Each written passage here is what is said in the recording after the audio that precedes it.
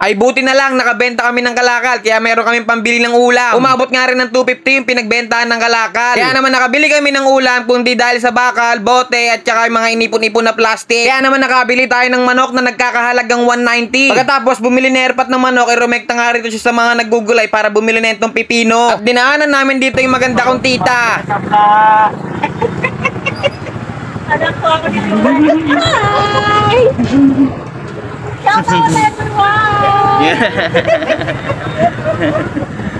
Ay talaga namang nasa dugo na namin ng mga pagkagagwapo at napagkagaganda. Kitang-kita nyo naman sa akin mga tiyuin at tiyahin. Talaga namang alam na alam nyo na. Pagka-uwi nga namin dito sa bahay, ay nasikaso nga kagad na Erpat tong binili niyang isda. Ayan nga yung ginagawang toyo mga utol at hindi ko alam yung pangalan yan. Pa-comment na nga rin sa baba mga utol para naman dagdag idea ko na rin. Yung ulo naman yun at yung mga tinik ay nilaga nga lang na Erpat yun at yun ang mga papaulam natin sa mga alaga nating dinosaur. Kahapon pa nga si Erpat naglalaway talaga sa kilawin. Kaya naman yung nakita niyang meron nagbebenta ng isang balot nentong toyo ay per kilo pala to mga utol, halagang 50 nga pala yun, ganun na karami. Ay talaga namang hindi na pinalagpas yan ni Erpat, kaya naman inasikaso na kagad at pagkatapos nga sikasuin yung isda ay pinaghiwaan na nento ng bawang tsaka sibuyas. Nagsibak na nga rin si Erpat dito ng luya mga utol at pagganyan nga lang yung mga hiwa niya para naman may tatabi natin, hindi kasi kami nakain ng luya mga utol eh. Syempre hindi mo mawala yung pipino dyan, kaya nga bumili ng pipino eh para malagyan eh. Talaga naman tignan nyo naman mga utol kung gaano kabisa yan, pipino pa lang, alam nyo nang mabisa na, tsaka sila mga utol, sinibakan na rin yan ni Erpat para talagang mabisang mabisa, may kumaagat. Tinimplan na nga rin ni Erpat yan ng pamintang pino, asin, tapos binuhusan na rin ni Erpat yan ng isang drum na suka. Ay talaga namang mabisa, kaya naman pagkatapos ni Erpat timplan yan, minekos-mekos na ng mahusgan na yan mga utol. Lumakot na nga si Erpat dito ng isang pipino, isang laman, tsaka isang pipino ulit, talaga namang isang subo, solbagat. Kaya alam na resulta mga utol, double okay yan. Tignan nyo naman kasi kung gaano kabisa yan, talaga namang mapapalno ka talaga ng laway. Syempre hindi lang si Erpat ang uhusga dyan, ako din dapat. Tignan nyo naman, ay talaga pagsubo talaga naman napailing at napadouble delicious pa. At tapos nga na Erpat ganapan tong kilawin, binagsak na nga rito yung manok para mahugasan na mga utol at matanggal-tanggalan din ng mga balahibong natira. Hoy, daan-daan lang naman, di ka ba napapagod magsalita, ang bilis-bilis mo. Tatanggalin nga lang na Erpat dyan yung pinagdadaluyan ng pagkain mga utol at yung pinag-iistakan ng pagkain. Kaya ba mga utol, tinatanggal nyo rin ba yan? Comment mo naman at comment mo na rin mga utol kung taga-saan ka para alam ko kung saan umabot yung video ko. Kasi masyadong gala yung video ko eh, kaya talaga namang happy-happy. After nga na Erpat ugasan yung manok, ay pinagitadtad na nga na Erpat ng mga bawang at pinaghiwalan ng ganyan mga utol para nang mamarinate na natin to. Binuhusan na nga rin ni Erpat niya ng toyo para malakas ang toyo. Pagkatapos ay binuhusan na rin ni Erpat nito ng oyster sauce. Ay kapag naluto to kahit walang sauce ay talaga naman palaban to. Kaya wag mong kakalimutan pigaan ng kalamansi ng mga 7. Pagkatapos balik na rin at lagyan nyo yung mga loob-loob para naman pati yung mga loob-loob ay lasang-lasa talaga. Inihabol pang kalagyan ni Erpat nito ng pamintang pino mga utol para daw may kagat-kagat yung balat. Ay ayan naman papabisa dyan at wag nyo kakalimutan balibalik ta rin para mabisang mabisa talaga. Pagkatapos ay tatakpan muna natin yan ng mga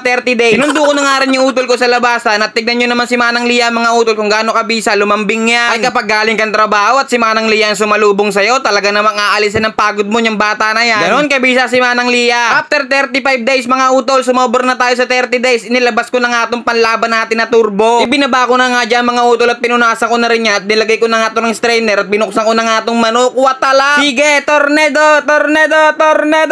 Safe na yan, kaya naman nila ko na sa magkabilang kilikili para ilagay ko na rito. Tinakpan ko na nga rin yan mga utol at yung saksakan na isasaksak ko rito. Tsaka dito. At pipiting ko nga lang yan sa 50 degrees Celsius, delicious. Pagkatapos waiting ka na lang hanggang sa maluto na yan at hindi mo mamalayan, luto na pala. Tignan nyo mga utol kung gaano kabisa yan. Talaga naman balat pa lang, swabing-swabi na. Kaya naman naalisin ko na itong takip at para mabaliktad na natin yan. Itsura pa lang, carbon nokma na. Kaya naman dinahandaan ko na baliktarin yan mga utol nang hindi magsugat. Ay talaga naman, dibdib pa lang, alam nyo nang malaman na. Kaya naman tinakpan ko na at inikot ko lang ulit yan sa 30 degrees delicious. Makalipas ng 100 taon ay dumating na nga si Ermat tsaka si Bayaw. Sabay na naman sila mga utol at alam nyo no kanong oras to, alas 10. Kaya meron ka dyan peace, pako at double high. At tsaka kay Bayaw meron ka dyan double okay. Talaga naman. At natapos na nga yung kontrata nating 30 years mga utol. Kaya naman tinuro-turo ko na to at double okay na to. Kaya naman binunot ko ng saksakan, tinabi ko na rito, binuksan ko na. Tignan nyo naman, carbon nokma talaga ka. Ay ganyan magturbo mga utol, walang kasugat-sugat. Kaya naman pinagkatanggalan ko na ng bintiyan nang hindi na makakatakbo. Ay sayang, pag tumakbo yan, wala na kaming ulam. Kaya pinagtataga ko na yan mga utol nang hindi na makatakas. Kaya kayo mga utol, kung meron kayo yung mga bote, plastic, no, mga bakal na mga pira-pira, so ipunin nyo mga utol para once na masiro kayo, ay meron kayong makukuha ng pambili ng ulam. Kaya always keep safe sa mga utol ko dyan na dumidiskarte rin para sa mga pamilya. Ay talaga naman, excited na si Erpa dito sa kilawin niya. Kanina niya pa pinapapak yan, tsaka yung sili dito ay pinret na Erpa dito sa usawan natin yan. At pinagbabagsak ko na ang mga dapat ibagsak dito sa lamesa. At ang pinakamabisa pa dyan ay meron pa tayong panghimagas na pakwan. Talaga naman, thank you mami, daddy sa pakwan. Ay siguradong mapaparami na naman ang kain. Wala na naman diet to. Kaya ano pang ginagawa nyo dyan mga utol? Mag-ihaw na, maglitsyon na, o ano man ang gawin mga utol. Basta pagsalu-saluan na natin to. Ay sa pakwan pa lang mabisa na. Kaya naman habang nakain kami, magsha-shoutout ako. Kaya shoutout sa utol natin si John Dominic Sereño, kay Jesus Mayaw Dialogo Jr. from Teresa Rizal, kay Rajen De La Torre from Tondo, kay Jovelyn Abogado, kay Jan Santamina, kay JP San Andres Biason from San Mateo Rizal, sa family Distara from Antipolo, at sa utol natin na si Edri Amingo from San Jose del Monte, Bulacan. Shoutout sa inyong lahat mga utol at maraming pong salamat sa mga suporta ninyo. Papalo naman ng page ko mga utol. Paalam!